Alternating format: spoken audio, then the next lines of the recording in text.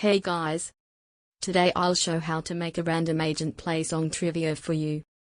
It's super easy and it's the best solution if you need to be AFK for some time, but you still want to get some points by guessing song names. First of all, just join the game as usual. Then you need to open Developer Console in your browser. In Chrome you can do it using a shortcut F12 as well as by right-clicking on any part of the page, opening Inspect and then finding the console on the top part of the open interface. After that, go ahead and paste or type the following code. You can find it in the description of this video. Then just click Enter and that's it.